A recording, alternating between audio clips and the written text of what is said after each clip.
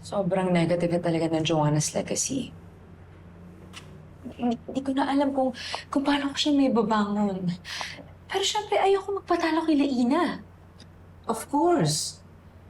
Hindi ka matatalo ni Ina, lalo na kung utak ang paiirahin mo, Joanna. What do you mean, Tita Lani? Alam mo, Joanna, dahil sa nangyayari doon sa Joanna's legacy, I'll be honest with you, kakaroon na ng doubt yung mga employee natin sa company. If you still can run the company or hindi na. Now, given the current situation, talagang mahirapan ka na isalba ang Joanna's legacy. At dahil doon, pati yung posisyon mo sa kumpanya, hindi na rin tayo sigurado. Pero, like I said, meron pa kaming solusyon para maisalba ka sa sitwasyon mo ngayon.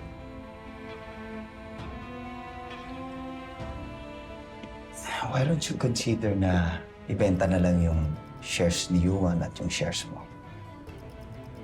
Well, you'll get the money and then wala ka pang pasanin. Diba?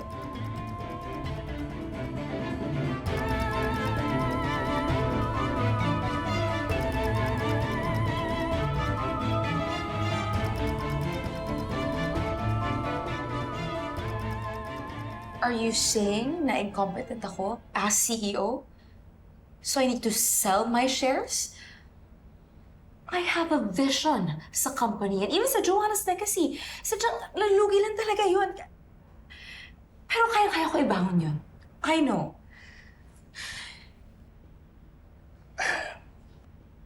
How, Iha?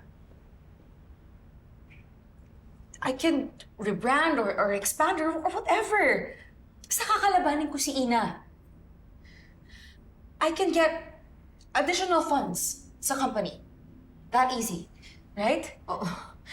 Pero Joanna, sa dami ng loans na binabayaran ng kumpanya at sa advances for the new equipment na in-approve mo, mukhang hindi nakakayaning i-fund yung gusto mo mangyari sa resto.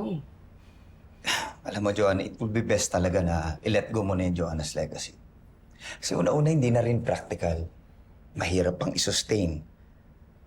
And alam mo, maganda nito, habang mainit pa siya sa ganda ng location ng restaurant, for sure, mabilis may bibenta yun.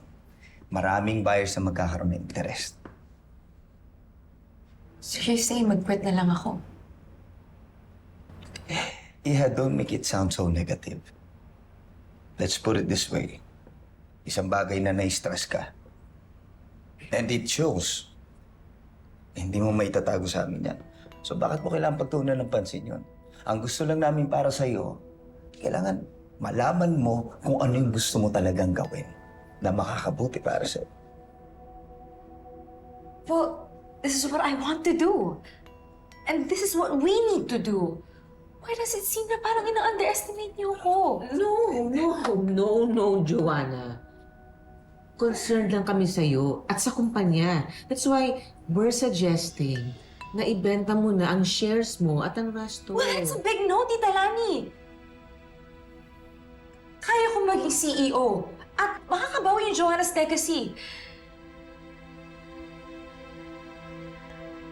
Pero mahirap kalaban si Ina. Well, the only reason why she keeps on winning is because of Francis. Because Francis is helping her. Yun lang naman yung advantage niya sa akin eh. And you think I'm gonna give up that easily? That's a big no, you're wrong. I'm not gonna lose. I'm not gonna be a loser, not in front of you, not in front of Francis, and especially not in front of Ina.